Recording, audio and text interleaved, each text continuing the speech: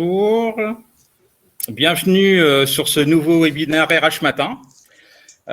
Nous sommes partis sur une nouvelle thématique autour de la dimension du Game-Based Learning dans une stratégie de formation digitale. Je vais d'abord me présenter. Je m'appelle Philippe Guerrier, je suis rédacteur en chef tech en charge de RH Matin et aussi de Newstank RH. Nous sommes sur un nouveau webinaire avec un partenaire qui s'appelle GameLearn, qui est un fournisseur de solutions spécialisées dans le Game-Based Learning. Et nous allons faire le point sur cette déclinaison de Serious Gaming avec un acteur, un représentant de GameLearn, Frédéric Dufour, mais aussi avec un cas client. Autour de l'EBU. Ils vont nous présenter quelle application ils ont sélectionné avec GameLearn sur cette thématique justement du Game-Based Learning et de la formation digitale. Je vais d'abord vous présenter un peu la configuration de ce webinaire. Nous sommes à peu près 150 inscrits et donc ce webinaire sera organisé selon différents épisodes. Le premier point abordé sera d'abord la présentation de notre partenaire GameLearn. Quelles sont ses activités, quel est son positionnement. Il nous apportera des précisions sur cette dimension de serious gaming qui prend de l'ampleur.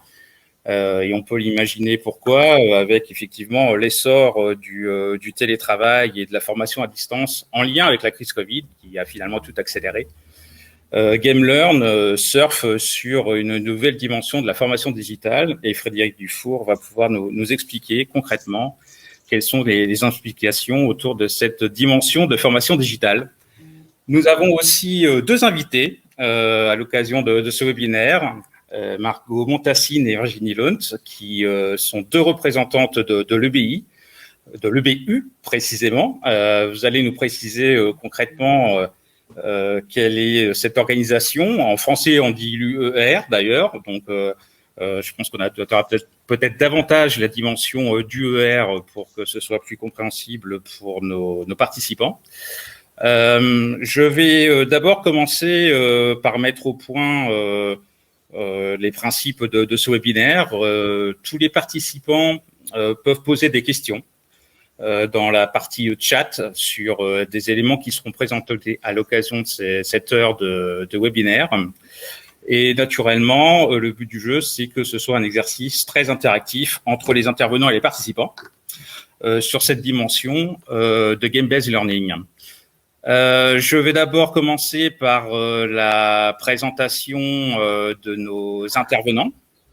Frédéric Dufour, vous êtes Business Development Manager pour GameLearn. Alors, on va revenir après sur le positionnement de GameLearn, mais est-ce que vous pourriez nous donner davantage de précisions sur le profil de vos activités ? Sur les activités de GameLearn et sur le profil de mon activité, donc on est toute une équipe à développer évidemment le marché francophone pour GameLearn, société basée à Madrid en Espagne. Et en fait, GameLearn est un pionnier du Game-Based Learning avec plus de 15 années d'expérience dans le Game-Based Learning et qui propose aujourd'hui une solution complète pour la formation des talents en entreprise, comprenant un catalogue sur étagère avec plus de 15 formations aujourd'hui pour former les talents sur les compétences transverses, mais aussi un outil auteur qui va permettre à nos clients et au département L&D de créer leur propre contenu, leur propre simulateur, leur propre jeu pour former et communiquer avec leurs collaborateurs. Voilà. Donc ça, c'est GameLearn dans les grandes lignes. Dans les grandes lignes, effectivement, et c'est ce dont j'ai besoin en l'état actuel. On reviendra naturellement plus précisément sur le positionnement de GameLearn pour avoir des précisions. Je vais me tourner du coup vers mes interlocutrices du côté de l'EBI. Margot et Virginie, est-ce que vous pouvez présenter vos fonctions au sein de l'UBE? Alors, on reviendra après sur le cas que vous allez présenter, mais est-ce que vous pouvez nous donner des précisions sur les profils que vous occupez au sein de ces organisations? On commence par Margot? Bien sûr. Je suis ravie de rejoindre ce webinaire aujourd'hui. Donc, je m'appelle Margot Montassine. J'ai eu la chance de rejoindre EBU, l'UER, récemment. J'ai rejoint l'équipe de Virginie il y a 6 mois maintenant. Et donc, je suis HR spécialiste Performance and People Development. Donc, j'ai les 2 casquettes, la partie gestion de la performance annuelle, gestion du processus de performance annuelle et aussi toute la partie donc learning and development, tout ce qui est lié aux formations. Très bien. Pour l'ensemble des employés de l'OBU. Très bien. Merci beaucoup, Margot. Virginie, est-ce que vous pouvez nous apporter des précisions sur votre fonction, s'il vous plaît? Oui, bonjour à tous. Donc, je suis Senior HR Business Partner, responsable du côté Member Services et aussi d'un autre côté responsable L&D pour toute la société. Très bien, merci beaucoup. Je vous propose de rentrer dans le vif du sujet avec Frédéric Dufour sur la partie GameLearn. Frédéric, est-ce que vous pourriez nous apporter des précisions sur la manière dont vous développez la dimension serious gaming? Alors, vous avez votre propre patte avec GameLearn. Est-ce que vous pourriez nous préciser d'abord comment vous définiriez finalement le serious gaming et quelle serait la définition que vous donneriez sur votre propre déclinaison, le game-based learning? Écoutez, nous GameLearn est un spécialiste du game-based learning via des simulateurs et des jeux vidéo, comme j'ai dit précédemment, que l'on crée avec un dispositif disponible sur étagère sur tout ce qui est compétences transverses, mais aussi avec une solution qui incorpore un outil d'édition, un outil auteur, qui va permettre aux clients de créer leur propre jeu vidéo. Alors, j'ai envie de dire, j'aime toujours bien partager les 3 piliers de GameLearn sur tout ce qui est contenu sur étagère.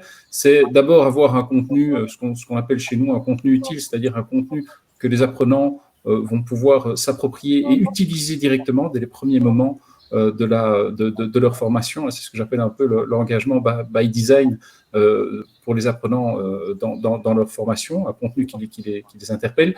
Des outils de gamification, à ne pas confondre avec le game-based learning, mais on utilise évidemment la gamification dans nos simulateurs pour de nouveau engager l'apprenant, rendre les choses plus ludiques. On va évidemment plus loin que la gamification classique, vu que c'est vraiment une histoire, on est un personnage dans une histoire, et où on va pouvoir recevoir un feedback personnalisé et prendre ses propres décisions dans le simulateur, qui va nous donner du feedback en fonction des décisions que l'on prend. Et c'est ça aujourd'hui qui est un peu la recette de GameLearn, c'est-à-dire ces deux pôles, le contenu sur étagère où on retrouvera toujours ces piliers et l'outil d'édition. Et c'est ça qui fait qu'aujourd'hui, on a la capacité, le plaisir d'aider plus de 5000 clients dans plus de 60 pays, puisque pour info, nos formations sont minimum disponibles en 4 langues.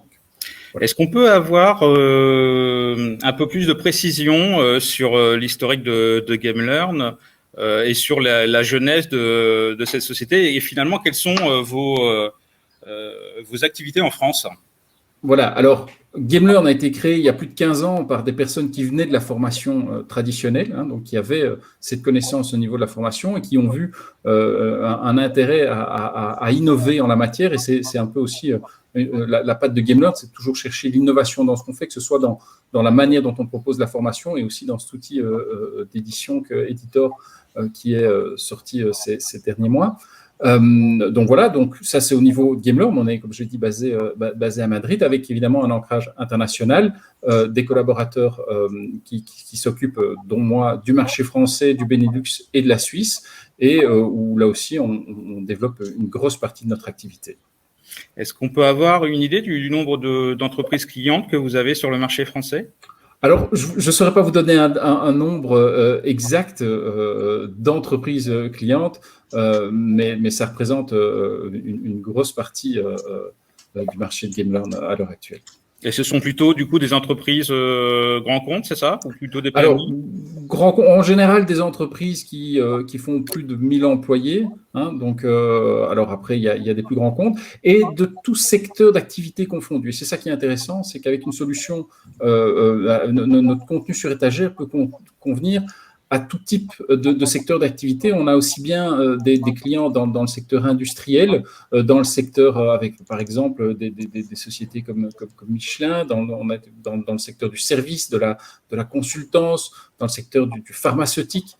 dans le secteur du FMCG. Donc vraiment, il n'y a pas de limite, hein, ni de secteur vraiment dans le bancaire aussi, l'assurance avec Allianz. Donc il n'y a pas de limite dans l'applicabilité, j'ai envie de dire. Mm-hmm. Et une dernière petite question, en passant sur votre site web, j'ai vu que vous aviez une mascotte comme logo, mais alors j'ai toujours pas identifié quel animal c'était. Alors c'est quoi précisément? Avec, c'est un hibou ou une chouette, hein, c'est comme on veut. Donc ça, c'est le logo de GameLearn. Voilà, si vous voulez en savoir plus, moi, je vous invite. Ça, le hibou, c'est pour la partie de la curiosité, j'imagine. Voilà. Merci beaucoup, Frédéric. Je voudrais aborder avec vous une étude que vous avez publiée du côté de GameLearn sur la formation digitale, où vous avez finalement vous pointez quelques éléments sur une dimension un peu contradictoire de la formation. Est-ce que vous pourriez nous apporter des précisions en la matière? Alors, GameLearn, ici, en début 2021, a sorti une étude qui a été réalisée auprès de plus de 1500 professionnels et apprenants au niveau de la formation, pour vraiment essayer d'identifier quelles étaient les contradictions et mettre des chiffres derrière entre ce qui est proposé aujourd'hui aux apprenants en entreprise et quelles sont leurs attentes.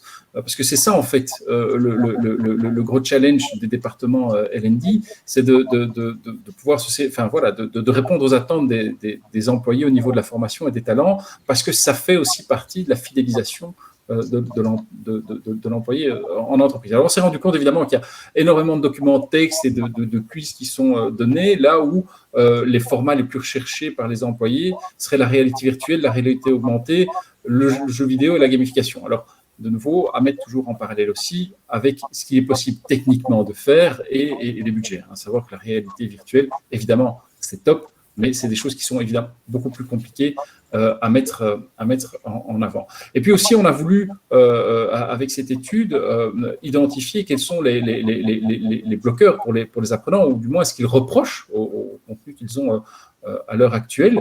Et c'est là où on se rend compte que, et ça rejoint les problèmes d'engagement dans tout ce qui est formation digitale aujourd'hui. Ils trouvent ces formations, la plupart du temps, ennuyeuses, avec peu d'interaction et peu de feedback. Et évidemment, c'est là où les simulations et le game-based learning peut répondre en grande partie à ces problématiques via le jeu vidéo et via le côté ludique et pédagogique. Je vous invite d'ailleurs, ceux qui le désirent, cette étude est évidemment disponible sur le site internet de GameLearn, www.game-learn.com. Donc voilà, et voilà, c'est une étude très complète où vous aurez toutes les informations en la matière, mais voilà, ça nous servira aussi peut-être de support un peu plus tard dans ce webinaire. Parce que là, naturellement, effectivement, on a donné les principaux enseignants de l'étude, et on sait que derrière ce rapport est beaucoup plus dense, hein, avec beaucoup d'éléments. Mais alors, du coup, quels sont les principaux enseignements que vous tirez du côté de GameLearn sur cette dimension de game-based learning, entre cette dimension de jeux vidéo, de réalité virtuelle, de réalité augmentée, finalement, quelles sont les technologies qui se développent le plus dans cette dimension de game-based learning et plus globalement de serious gaming? Alors, nous, on est actif évidemment sur le côté simulateur jeux vidéo, hein, donc on n'est pas dans la réalité augmentée, en tout cas pour le moment. Pourquoi? Parce que c'est ce qui techniquement est faisable aujourd'hui aussi, et techniquement ce qui est implémentable chez nos clients. Et c'est aussi quelque chose qu'on doit toujours garder à l'œil, c'est ce que l'on peut techniquement réaliser. Et donc, c'est là où GameLearn est actif et continue évidemment à développer, en fonction aussi des demandes sur différentes thématiques, des jeux vidéo de façon permanente. Hein. Là où GameLearn produisait avec un type de technologie 1 à 2 jeux par an il y a de ça quelques années, aujourd'hui, depuis qu'on a réussi depuis que Editor est au point, on utilise nous aussi en interne cette technologie. Donc, je pense qu'on a une des rares sociétés à proposer à nos clients d'utiliser la même technologie que nos équipes de développement pour développer des jeux et sortir 3 à 4 nouveaux jeux par trimestre à l'heure actuelle. 3-4 nouveaux jeux par trimestre. D'accord, c'est assez dense comme production de votre côté, en sachant que votre équipe de développeurs Ça représente combien de personnes? On est à plus de 50 personnes au niveau IT chez GameLearn. Hein. D'accord. Donc, une activité intense en termes de production. Ouais, production et équipe pédagogique. Bien sûr. Effectivement, c'est toute une plateforme et donc, du coup, toute une offre que vous avez mis en place au sein de GameLearn. Je voudrais commencer à aborder le cas client autour de l'EBU. On va commencer assez doucement, en fait, avec l'EBU et sur la déclinaison UR. En fait, c'est l'Union européenne de radio-télévision. Est-ce que vous, Virginie, je me tourne vers vous, est-ce que vous pourriez nous apporter des précisions sur cette organisation qui est importante, internationale, et pour qu'on ait une idée de la configuration dans laquelle on va exposer ce cas client? Oui, alors nous sommes une association de médias publics d'Europe étendue, on dit souvent, parce qu'on a aussi les pays de Maghreb parmi nos membres. Nous existons depuis 70 ans ou 70 ans, comme nous disons ici à Genève. Nous sommes composés de membres que vous connaissez comme RTBF, France Télé, la TSR, et bien sûr dans d'autres pays également. Et nous fournissons différents types de services à ces membres. Les membres, quand ils participent donc à l'association, ont des droits, mais ils ont également des devoirs. Et donc voilà, nous avons des profils très différents sur le type de service que nous proposons. Vous connaissez sûrement le concours Eurovision de la chanson, puisqu'il est passé il n'y a pas très longtemps, qui regroupe 185 millions de téléspectateurs. Et donc pour faire produire ce genre d'événement, nous avons bien sûr des gens qui sont spécialistes de la production, nous avons des gestionnaires de projets. Dans les profils que nous avons à l'UR, nous avons également des ingénieurs de broadcast, des journalistes, des spécialistes de négociation de droits sportifs. Donc vraiment, on a un panel de compétences, de profils en général qui est très large, et on reach, je sais pas comment on dit, mais on cherche à atteindre donc des membres basés dans de très nombreux pays. Alors effectivement, on vous présente souvent comme la plus grande alliance des médias du service public. C'est-à-dire que concrètement, ça fait combien de médias finalement réunis autour de la bannière UER? Alors, en tout, avec les membres associés, je pense qu'on est, je ne sais plus, j'ai plus le chiffre en tête, mais on était 80, et avec les membres associés, probablement pas loin de 120, quelque chose comme ça. Oui, donc c'est forcément quelque chose d'assez impressionnant. Et en soi, l'organisation UER, ça représente quel effectif globalement en Suisse? Alors, en Suisse même, 368 avec les dernières données. Voilà. Et précisément. Puis, voilà, c'est pour ça qu'on travaille dans les RH. Et au niveau global, on a des bureaux étrangers, donc aux États-Unis, Washington et New York. Sur l'Europe, on a Bruxelles pour le lobbying auprès de la Commission européenne pour la neutralité des médias publics. On a un bureau à Madrid et un à Rome. On a Moscou, Shanghai, Singapour, et puis 2 employés basés à Dubaï. Donc une organisation clairement de portée internationale. Lors de ce webinaire, lors de la préparation, on avait au départ prévu un autre cas client qui était à Bodt, qu'on avait annoncé sur nos différents médias. Malheureusement, pour des raisons indépendantes de nos volontés, on n'a pas pu présenter ce cas client, et donc du coup, l'UER a accepté de prendre la place, et on les remercie beaucoup pour leur capacité d'adaptation et leur réactivité. On voudrait faire le point sur le cas client avec GameLearn. Concrètement, quel type de projet vous avez mis en place avec GameLearn à partir de 2019, si j'ai bien compris. Et finalement, on va développer au fur et à mesure comment ce projet a grossi au sein de l'UER au point d'envisager ou même de réaliser clairement un déploiement au niveau international. Virginie, je me tourne vers vous pour revenir sur les fondements de ce projet. Quels étaient vos besoins au départ et pourquoi vous avez fait appel à GameLearn? Alors, nous étions en plein développement de divers curriculums sur la gestion de projet, le management de personnes également, et puis on verra ensuite par un programme de well-being. Et l'idée, c'était donc pour chaque curriculum d'avoir du blended learning.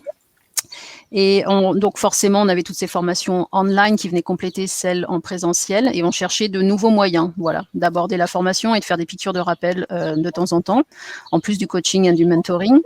Et un jour, nous avons reçu un appel de GameLearn qui nous a présenté sa solution. Et l'idée, ça a été de prendre la priorité du moment qui était la gestion du temps. Ils nous ont proposé de lancer le module Triskelion et c'est ce que nous avons fait. Alors concrètement, ce projet autour de la dimension de gestion du temps, est-ce que vous pouvez nous apporter des précisions pour l'application concernant le BU? Ça veut dire quoi concrètement? Quelles étaient les grandes problématiques que vous deviez gérer? Alors, c'était des gestionnaires de projets qui forcément se trouvent avec beaucoup de challenges et notamment parce que nous sommes une association de médias publics, donc la vitesse n'est pas toujours celle attendue. On a quelques challenges de langue, de beaucoup de choses en fait, et c'était comment mieux intégrer la gestion du temps pour tous nos gestionnaires de projets. Donc, on a décidé de proposer ce module à différentes personnes. Alors, on a vraiment axé sur la diversité dans les âges, hommes, femmes, langues maternelles, etc. Donc, on a vraiment atteint une audience diverse. Des profils vraiment différents de tous les départements. On a créé un groupe d'une douzaine de personnes et on a fait un lancement grâce à GameLearn qui nous a aidé à faire ce qu'ils appellent le kick-off, donc où ils ont présenté la plateforme avec nous et ils ont fait un suivi donc voilà avec ce groupe qui est rentré un peu en compétition sur celui qui allait finir le module le premier. Avec la gestion du temps, ça tombait bien et on a eu un très bon retour de ce premier pilote. Alors du coup, vous pouvez nous préciser la période de ce pilote, sur combien de temps ça s'est échelonné? Alors c'était 6 semaines à peu près, donc 8 en tout entre le kick-off et puis on a fait un débrief plus tard. Donc c'était sur la période 2019-2021, hein, c'est ça? Alors ça c'était pour 2020. Le premier de 2020, oui, c'était au tout début, en 2019. Et voilà. Donc, ça a impliqué combien de personnes, du coup, concrètement? C'était une douzaine. C'était un groupe d'une douzaine de personnes. Ouais. D'accord, ok. Et donc, du coup, il y avait trois angles, hein, si j'ai bien compris, sur ce projet, cette dimension de people management, de bien-être, hein, de well-being, mais aussi de project management. Si on revient sur ces trois dimensions, la dimension people management, par exemple, ce projet se compterait sur quel angle? Alors, pour le people management, ce qu'on a fait, c'est qu'on a déjà des formations de base qui sont données en présentiel. On a également des feedbacks en 360 qui sont proposés. Et on voulait qu'ils mettent en application tout ce qu'ils apprenaient sur la délégation. Donc, on a décidé de leur intégrer le module Pacifique. Une fois qu'ils avaient fait la formation en présentiel, on leur demandait de faire celui-ci quelques temps après pour la mise en application. Et sur la dimension de bien-être? Alors, sur la dimension de bien-être, ça, c'est le projet de Margot. Je vais laisser Margot parler. Ah, donc ça sera à Margot, effectivement, de nous commenter sur ce point-là, qui va prendre aussi la main, c'est ça, sur la partie project management, c'est bien ça? Oui, d'accord. Par exemple. Margot, je vais revenir vers vous sur la deuxième partie, effectivement, de ce projet. Virginie, est-ce que vous pourriez nous apporter quelques commentaires sur le slide qui est présenté à nos participants? J'imagine que c'est quelques indicateurs que vous avez résumés à la fin de cette phase pilote. Vous pouvez nous apporter des précisions? Oui, alors le Net Promoter Score, c'est est-ce que vous recommanderiez cette formation à un collègue qui revient un peu dans le taux de recommandation. Nous, on l'a fait également en live dans un Lunch and Learn qu'on avait fait avec les managers. Et la personne qui a pris la parole, on ne s'y attendait pas du tout. C'est quelqu'un qui est dans l'organisation depuis très longtemps, qui a peut-être un profil qui préférerait, on pensait a priori, les formations en présentiel et qui nous a fait une pub ce jour-là, enfin on s'en souvient, qu'il a également faite auprès de son directeur, qui est notre directeur financier, donc c'est toujours bien pour les budgets formation. Et donc en fait, on a des personnes comme ça qui ont vraiment apprécié et qui ont fait de la pub. Et ça nous a permis par la recommandation d'étendre GameLearn ensuite. Le taux d'applicabilité, c'est la même chose pour le feedback était très, très précis et très apprécié. C'est vraiment la mise en application directe dans des cas concrets. Donc là, par exemple, pour Pacifique, où des gens se retrouvent sur une île déserte et doivent créer un radeau, si je me souviens bien, pour quitter l'île. Et c'est de décider qui a les bonnes compétences et comment déléguer les différentes tâches pour pouvoir retrouver la terre ferme. Donc, on se retrouvait quasiment en mode Koh-Lanta, là, du coup. Un petit peu, c'est un peu l'idée. D'accord. Et le taux de finalisation? Alors ça, c'est un mélange. Voilà, les gens étaient motivés parce que c'était nouveau et ils avaient envie de voir ce que ça donnait. Donc ça, on sait que ça fait partie de la motivation. La deuxième chose, c'était forcément, on avait quelqu'un en interne qui est en congé mat en ce moment, mais Kim qui était là, qui avait fait le suivi avec les gens pour voir s'il y avait des challenges, et GameLearn qui était toujours disponible. Et donc ça a vraiment contribué à un taux de finalisation qui pour moi est vraiment excellent. Très bien, merci beaucoup Virginie pour l'ensemble de ces éléments. On va passer sur la partie déploiement à grande échelle avec Margot Montassine. Concrètement, comment on fait justement pour basculer de ce mode projet phase pilote à une réalisation à grande échelle au sein de votre organisation? Alors, comme Virginie l'a souligné, le premier pilote a eu vraiment un retour extrêmement positif. Voilà, les contenus de GameLearn sont des contenus vraiment engageants, utiles. Les objectifs pédagogiques sont extrêmement bien construits. Il y a une vraie expérience, une plongée dans un univers. Dans chaque contenu, on voyage dans un univers complètement différent, que ce soit au Mexique pour acheter une dinde de Noël, sur une île déserte, au Moyen-Âge. C'est vraiment tout à fait immersif. Et le design des contenus est extrêmement bien fait avec un système de core loop et de répétition pour s'assurer de l'acquisition des compétences. Donc, avec ce bilan extrêmement positif, il a été décidé donc de déployer à plus grande échelle pour l'ensemble des employés, pour l'ensemble des bureaux étrangers, comme l'a mentionné Virginie. Il y a Genève, mais il y a également New York, Washington, Bruxelles, Rome, Madrid, Moscou, Shanghai et Singapour. Pour donner accès donc à tous ces employés à beaucoup plus de contenu. Parce que jusqu'à présent, l'idée était de vraiment cibler en fonction des besoins certains contenus, certaines capsules GameLearn. Et là, l'idée, ça va, dans les prochains mois, notre idée, ça va être vraiment d'ouvrir beaucoup plus le catalogue. GameLearn s'est extrêmement enrichi au cours de la dernière année, donc c'est vraiment une croissance de contenu mise à notre disposition qui est absolument exponentielle. Ça, c'est aussi un point de satisfaction très grand avec GameLearn, c'est-à-dire que je ne sais pas exactement comment ils font, il faudra nous expliquer, Frédéric, mais vous avez une capacité à développer des contenus au bon moment, quand les questions, les problématiques se posent et lorsque l'on cherche des réponses.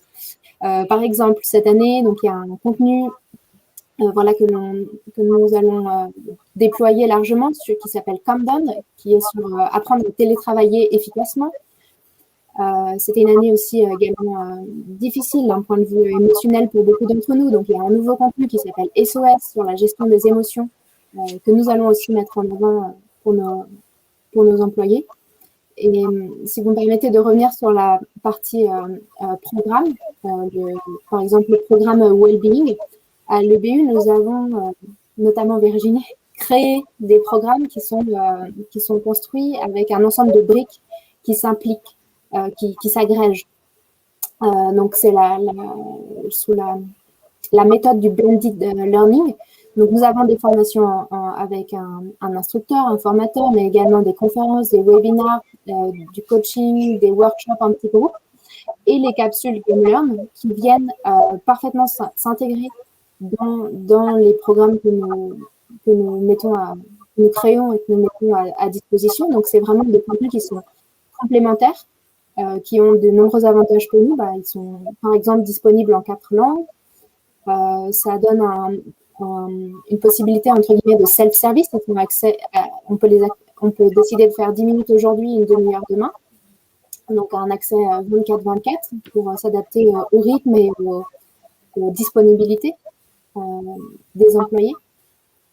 Donc, voilà, énormément d'avantages pour nous. C'est pour toutes ces raisons qu'on a décidé d'étendre nos utilisations et de proposer de plus en plus de contenu GameLearn à nos employés. Alors, comment justement on étend ces usages finalement à grande échelle, parce que naturellement c'est assez facile, sur un POC ou sur un mode projet de déployer ce type d'application, mais naturellement les problèmes deviennent plus complexes lorsqu'on aborde finalement une dimension de grande échelle. Est-ce que vous avez étendu ce programme de manière géographique ou par division, par média? Comment ça se passe? Alors déjà, pour mettre en place ce déploiement global, je pense qu'un point très important, c'est nous sommes vraiment accompagnés au quotidien avec l'équipe GameLearn. Donc nous avons deux contacts qui s'occupent de nous au quotidien, une personne plus business et une personne plus orientée outils. Donc on a vraiment un contact au quotidien. Ce que l'on apprécie, c'est leur réactivité, leur suivi. Donc ce déploiement, on le construit ensemble. Voilà, on a fait plusieurs réunions pour en discuter. Nous n'avons pas forcément décidé de l'étendre progressivement géographiquement. On a vraiment décidé de faire un grand lancement global pour tous. C'est comme ça qu'on l'intitule. Pour ce faire, nous sommes en train de construire un plan de communication le plus étoffé possible. Et les équipes GameLearn nous aident à le construire. Donc, par exemple, ils nous ont fourni des descriptifs de cours pour les intégrer à nos communications, une vidéo de présentation de GameLearn. Il faut aussi savoir que voilà, à l'EBU, il y a eu des nouveaux arrivants, des nouveaux recrutés. Donc, il faut sans cesse réexpliquer ce qu'est GameLearn, comment fonctionne la plateforme, quelles sont les capsules, les contenus qui sont disponibles. Donc, je dirais que pour la partie déploiement, un des points très importants pour nous, c'est la partie communication. Donc, sur ce plan-là, on a de l'aide de GameLearn. J'ai également de l'aide pour la partie outils et paramétrage de la plateforme. Et donc, du coup, cette dimension, ce grand lancement, finalement, vous le prévoyez à quelle échéance? Alors, nous sommes à J-2 ce qu'on appelle le kick-off, la session de lancement, aura lieu jeudi matin pour notre learning qui s'appelle, la capsule qui s'appelle SOS sur la gestion des émotions. Et nous avons 2 autres dates prévues en juin pour la partie lancement de Countdown qui est sur apprendre à télétravailler efficacement. Et donc, une fois encore, je souligne la réactivité et l'adaptabilité des équipes de GameLearn, c'est-à-dire que comme on a des équipes qui sont réparties partout dans le monde, on a demandé d'avoir 2 sessions de lancement, une le matin, une l'après-midi. Et les équipes ont répondu oui et nous donnent du temps et sont là pour nous aider. Je pense que je voudrais rajouter, parce qu'il y avait Margot qui mettait qui posait un peu une question sur comment on fait pour sortir le contenu que l'on sort quand on le sort. Je pense qu'avec l'accompagnement qu'on a dans tous les projets avec tous nos clients, ça nous permet aussi d'avoir un feedback du marché et on est là pour donner une solution en fait. Et donc, on identifie aussi avec nos clients quelles sont les solutions dont ils ont besoin, que ce soit en termes de simulateurs ou aussi en termes de feedback dans les jeux ou en termes d'informations sur les montées en compétences et tout ça. C'est vraiment quelque chose que GameLearn a à cœur de tout le temps soutenir et de tout le temps aussi innover et à faire évoluer la solution pour répondre à ces besoins pour nos partenaires et clients. Et alors, du côté de GameLearn, comment vous accompagnez ces projets qui montent en puissance dans le temps? Est-ce que vous montez des équipes projets dédiées pour suivre ces clients plus spécifiquement? Et comment, finalement, vous étoffez au fur et à mesure l'offre de contenu mise à disposition des clients? Donc, on a une équipe Customer Success qui est là clairement avec lesquels on travaille tous en permanence, j'ai envie de dire, comme Margot l'a dit, plusieurs personnes de contact et on est toujours tous connectés pour pouvoir justement aider le client et l'accompagner et voir et avoir aussi se servir de ce qui fonctionne ailleurs pour pouvoir partager avec les clients. Donc, ça, c'est vraiment super important. Chez GameLearn, c'est ce côté accompagnement avec l'équipe Customer Success. Qui est là pour aider dans l'implémentation, que ce soit d'un point de vue communication, que ce soit dans un point de vue mise en place des parcours, ou que ce soit aussi parfois sur des points de vue plus techniques. Ouais, donc là, on est vraiment sur la plateforme de lancement. Hein, vous disiez J-2 là, donc c'est pas du live, mais on n'est pas loin en tout cas de l'événement. Là, du coup. J-2, comment vous vous sentez du côté de l'EBU? Vous êtes serein pour ce fameux lancement ou il y a encore 2-3 petites choses encore à organiser? Mais c'est déjà gentil de nous laisser un petit peu de temps pour nous, en tout cas, pour nous expliquer ce projet. Je crois que nous sommes fin prêt. Et nous avons hâte que le lancement puisse avoir lieu. Nous avons bien, avec Virginie, anticipé. Donc voilà, c'est des communications qui ont déjà été lancées il y a plusieurs semaines pour récolter toutes les inscriptions, répondre aux questions. La partie outils et paramétrage de la plateforme est faite. Donc là, j'ai envie de dire, il n'y a plus qu'à appuyer sur le bouton Go, lancement. Donc voilà, on se réjouit de cette semaine. À 90%, vous êtes prêts? Oui. D'accord. Tout à fait. Génial.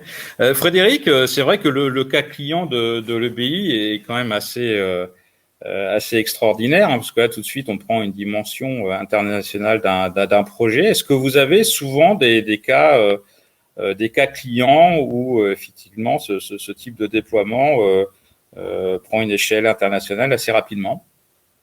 Ouais, ça dépend aussi un peu des clients. Tous les clients n'ont pas un rayonnement international, mais oui, en général, c'est une fois que les clients ont mis un premier pas dans le game-based learning et voient que la recette fonctionne, à ce moment-là, on va plus loin évidemment dans le déploiement et dans la mise à disposition du contenu, vu qu'on répond de nouveau à ce que les apprenants attendent d'un côté, et on va pouvoir donner aussi des informations et des insights aux équipes L&D de l'autre côté. Donc en fait, l'idée est que ça serve aussi bien l'apprenant d'un côté que les équipes L&D. Bon, voilà, je ne sais pas ce que Virginie, Margot, vous en pensez au niveau du feedback aussi. Vous avez les insights qui vous aident probablement dans la mise en place des parcours et dans la suite des événements au niveau des formations. Ouais, et justement, on peut retourner du côté de l'EBU, au-delà des événements importants qui vont arriver prochainement. Quelles sont finalement les prochaines phases de déploiement qu'on peut imaginer ou que vous avez peut-être déjà planifié au sein de l'EBI avec GameLearn? Quelles sont les prochaines étapes? Je ne sais pas si Virginie veut peut-être prendre la main dessus ou Margot.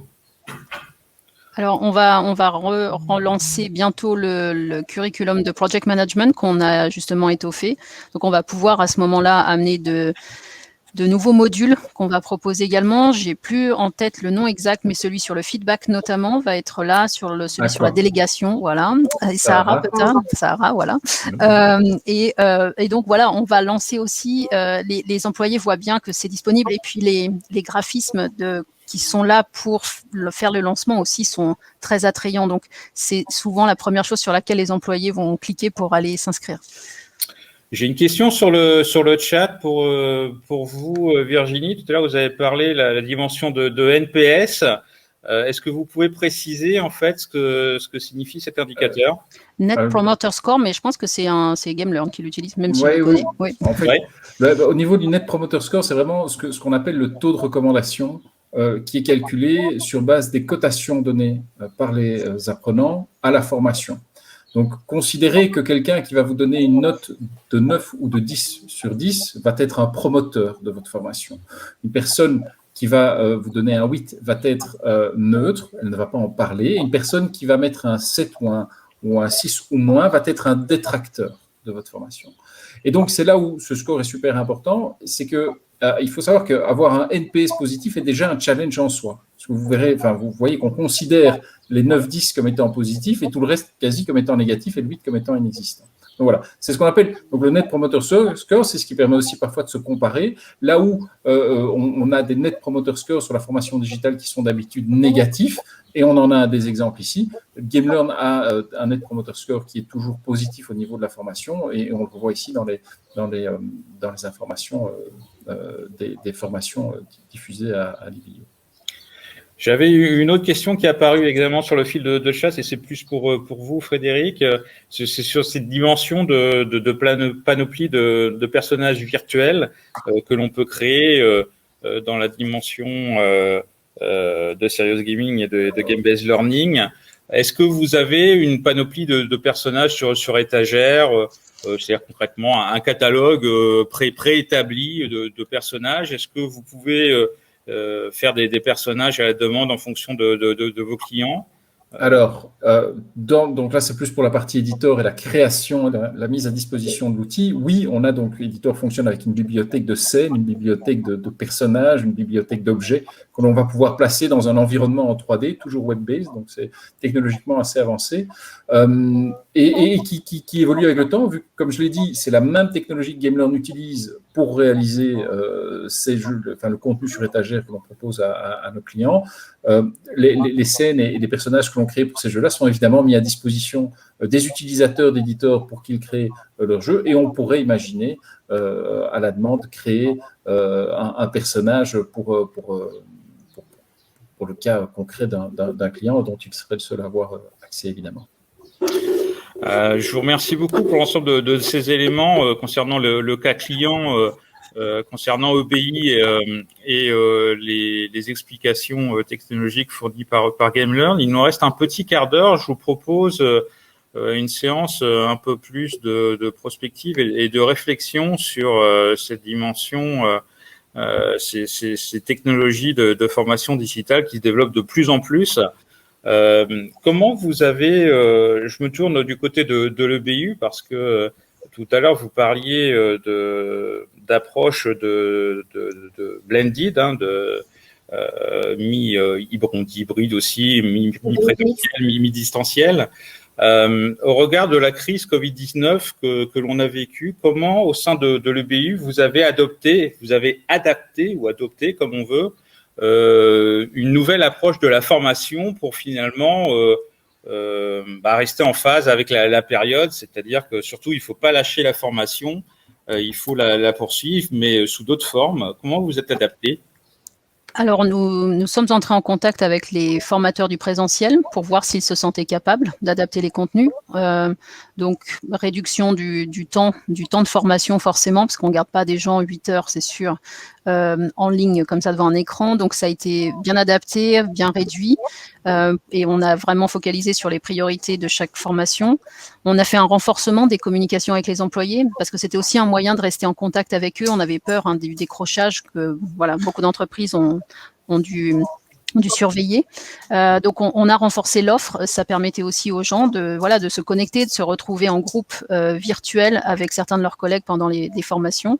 Et puis, toute la partie game-based, etc. Donc, on a renforcé la communication. Les newsletters étaient envoyés très ponctuellement de façon à ce que les employés sachent ce qui était proposé et qu'on était là pour eux.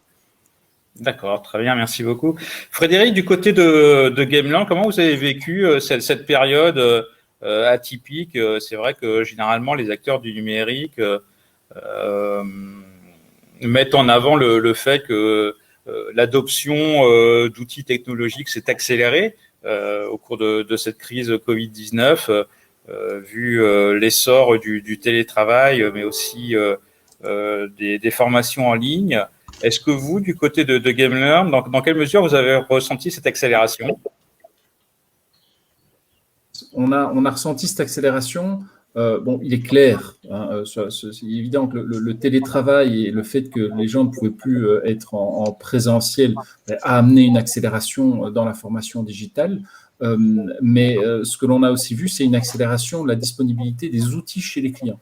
Et ça, c'est très important, c'est que là où chez certains clients et dans certains secteurs, il y avait des freins, il y avait des freins à la digitalisation, globalement, s'est accélérée. Et donc, ça a servi d'accélérateur, je pense, à la formation digitale de façon globale. Il y a une question qui est apparue du coup sur pour le cas client du côté d'EBU, une question pour Virginie. Est-ce que vous avez rencontré des réticences sur la réduction du temps de formation? Est-ce que c'est une problématique que vous avez rencontrée de votre côté par retour d'expérience? Alors, l'impression pour les formateurs de faire des formations dégradées, non.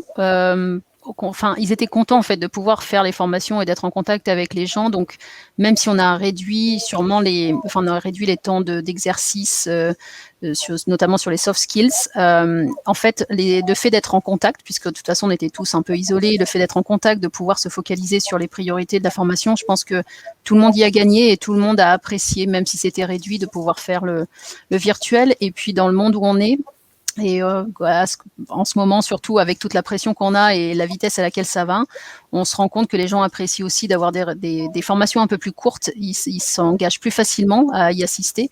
Donc, c'est aussi des groupes plus importants pour les formateurs et tout le monde y gagne en fait. Sur cette dimension, c'est vrai que il y a eu une incroyable accélération technologique au cours de cette crise Covid-19, mais vous l'indiquiez aussi, c'était également une source de stress et de tension pour toutes les équipes et pour toutes les organisations. À travers l'usage des technologies, de la plateforme, des applications de GameLearn, vous indiquiez tout à l'heure qu'il y avait une dimension de bien-être que vous cherchiez à mettre en avant. Est-ce qu'on peut avoir davantage de précision concrètement sur les modules ou concrètement quel type d'application vous avez mis en place finalement pour favoriser ce bien-être au sein de l'EBU? Alors, pour moi, le bien-être, c'est une notion large. Le bien-être au travail, ça commence notamment par avoir de bons people managers. Je vois Margot qui sourit parce que les plans sont assez larges à l'UBU. Et donc, la partie people manager est clé. Donc ça, on a déjà parlé des modules qui sont en place. Pour ce qui est du reste du bien-être, en plus des clubs sportifs donc qui peuvent pas avoir lieu en ce moment, on lance un programme de mindfulness. Donc ça va être livré en virtuel, mais on veut aussi utiliser les modules donnés par GameLearn sur notamment la gestion des émotions avec SOS pour donner un autre moyen d'aborder la connaissance de soi et la gestion des émotions qu'on peut ressentir derrière son écran quand un manager ou un HR partner n'est pas à disposition. Donc voilà, c'est une autre façon d'aborder la gestion des émotions et le bien-être au travail. Est-ce que vous pouvez apporter des précisions sur la dimension de mindfulness? Oui, donc c'est en fait on a trouvé un facilitateur, on a fait toutes les deux séparément avec Margot une session avec lui où on s'est rendu compte que même à distance, il était possible de se reconnecter avec soi, de reprendre conscience de là où on est, la chance que l'on a, et même si tout ce qui se passe autour de nous est un peu compliqué et qu'on ne peut pas toujours comprendre tous ces changements qui ont lieu et cette déconnexion qu'on a de notre vie sociale. Il est important de se recentrer, de penser à ce qui va bien et d'aller de l'avant. Et ça permet aussi d'aborder la résilience. Donc, c'est un programme assez large qui va couvrir notamment comment se déconnecter de tout ce qui est digital, comment mieux appréhender tout ce qui se passe autour de nous et se recentrer sur soi. Merci beaucoup. Si je peux me permettre de compléter, cette période pour nous, ça a été vraiment l'opportunité d'avoir une grande réflexion pour enrichir le programme de Wellbeing qui s'est enrichi ces derniers mois extrêmement rapidement, comme l'a mentionné Virginie, que ce soit avec un futur programme qui devrait être lancé dans les prochaines semaines de mindfulness. On a mis également en place des workshops, des sessions en petits groupes online sur tout ce qui était personal resilience, la gestion du changement pour les managers. Nous avons organisé également des webinars, conférences sur des sujets comme la nutrition ou également à nouveau la résilience, parce qu'on a vu que sur ce sujet-là, il y avait une demande énorme. Donc, ça nous a vraiment permis de continuer à construire, à enrichir notre programme. Et ce qu'on a pu constater avec Virginie, c'est que sur tous ces sujets de well-being, toutes les initiatives qui ont été proposées, donc que ce soit des petits workshops, que ce soit bientôt, qui sera lancé dans 2 jours, le module SOS de GameLearn, ou les webinars, nous avons eu des taux d'inscription, de réponse extrêmement élevés et extrêmement rapides. Donc, ça correspondait vraiment à un besoin fort de nos employés. Frédéric, sur cette dimension de bien-être, c'est vrai que j'insiste sur cette dimension-là, mais c'est vrai que c'est quand même un aspect qui a pris de l'importance pendant cette crise Covid-19. Est-ce que ça vous a influencé du côté de l'offre que vous proposez à vos clients? Dans quelle mesure vous avez développé des contenus plutôt bien-être pour le compte de vos entreprises clientes? Alors, on n'a pas, c'est pas l'année dernière qui a fait qu'on développe du contenu plus bien-être ou autre, vu que Triskelion, qui existe déjà depuis plusieurs temps, est utilisé déjà chez certains clients pour tout ce qui est prévention du burn-out. Pourquoi ? Parce que c'est la gestion du temps et la productivité personnelle et on y voit un ensemble de concepts qui vont nous aider à gérer notre temps et notre productivité tout en gardant cette balance entre la vie professionnelle, le travail et la vie sociale. Donc, qui sont vraiment 3 points importants dans ce simulateur-là de Triskelion. Donc, c'est pas ces derniers temps. Voilà, je pense que c'est un sujet de société qui est important de traiter et on peut que saluer d'ailleurs l'initiative d'IBU d'en faire vraiment un point stratégique dans les points de développement des formations. Virginie, je reviens vers vous, car je regarde en même temps les questions qui tombent sur la partie chat. On nous demande, est-ce que vous pourriez partager les informations concernant la formation à la gestion des émotions ? Alors, c'est un module GameLearn, donc c'est peut-être mieux si c'est Frédéric qui en parle. Voilà, alors c'est un module qu'on a développé qui est assez récent, qui s'appelle SOS. Et là, si vous voulez, tout ce qui est information sur le module de façon précise, n'hésitez pas à nous contacter. Je vais donner notre adresse email info@game-learn.com et on pourra en aparté vous donner plus d'infos sur les modules et sur les informations propre à chaque module, comme SOS sur la gestion des émotions. C'est-à-dire qu'il y a combien, Frédéric, pour avoir une idée de la densité du contenu que vous offrez du côté de GameLearn, est-ce qu'on peut avoir une idée du nombre de... Aujourd'hui, on a plus de 16 formations. Aujourd'hui, on a plus de 16 modules disponibles et avec 3 modules qui vont sortir dans les 2 prochains mois supplémentaires. Voilà, sur des thèmes qui vont comme on l'a dit, la gestion du temps, la productivité personnelle, le leadership, la négociation, aussi la gestion de conflits, une introduction à la méthode agile, SOS pour la gestion des émotions, Aqua sur le feedback. Donc voilà, on traite vraiment différents thèmes. Et alors, juste pour rebondir sur une question que je voyais aussi sur le chat, ce sont toutes des formations que chaque apprenant peut faire à son rythme, et ça de nouveau, dépendant aussi de la manière dont on l'anime côté client, de manière indépendante ou non. Et là, de nouveau, c'est là où les équipes formation LND ont, j'ai envie de dire, la possibilité d'animer ça de façon très différente. Et on le voit dans différentes organisations, les manières différentes dont les choses peuvent être organisées. Parce que qui dit digital et formation digital online ne dit pas spécialement pas de contact et pas de collaboration, quoi. Même si la collaboration n'est pas en direct dans le jeu, ça c'est toutes des choses qui sont du ressort du LND et de nos équipes aussi pour aider créativement, j'ai envie de dire, à trouver des solutions pour que les gens continuent à se connecter aussi et à générer cette talkability qu'on peut avoir avec certaines formations. J'ai une dernière question à vous poser à tous les trois, parce que à la fois sur la question un peu prospective et technologie, là du coup j'aimerais qu'on ouvre un peu le débat sur le champ des possibles finalement en matière de technologie. Alors je sais que de l'UBU, vous regardez naturellement ce qui se passe au niveau de l'audiovisuel, et j'imagine que le streaming, bien que ça existe depuis un certain temps, c'est quand même une révolution que vous regardez de votre côté, vu l'ampleur que ça prend. Mais Frédéric, sur cette dimension de prospective et de formation digitale, on voit beaucoup de POC de la part de géants de numérique autour de réunions en hologramme, souvent des technologies très pointues. Est-ce que vous, du côté de GameLearn, vous commencez à regarder la next step, la prochaine étape, au-delà des configurations virtuelles que vous avez déjà mis en place?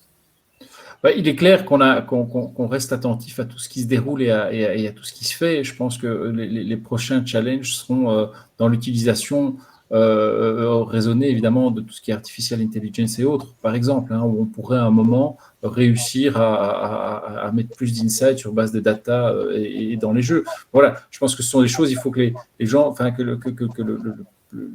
les apprenants soient prêts, et il faut que technologiquement aussi, ce soit des choses implémentables. On parlait tout à l'heure de cette différence, cette contradiction entre ce qui est proposé aujourd'hui et ce que les apprenants désirent.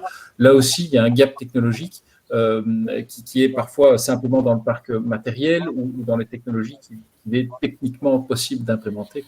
Donc, certes, GameLearn reste alerte à voir où est-ce qu'on va pouvoir développer plus et continuer à innover, ça fait partie aussi de l'ADN de GameLearn, mais il faut rester dans les mesures de ce qui va être implémentable chez les clients aussi, et sans perdre le focus, on est là pour donner de la formation et pour que les apprenants puissent apprendre, et ça c'est vraiment, et ça restera le focus numéro 1 de GameLearn, c'est de faire des choses qui fonctionnent.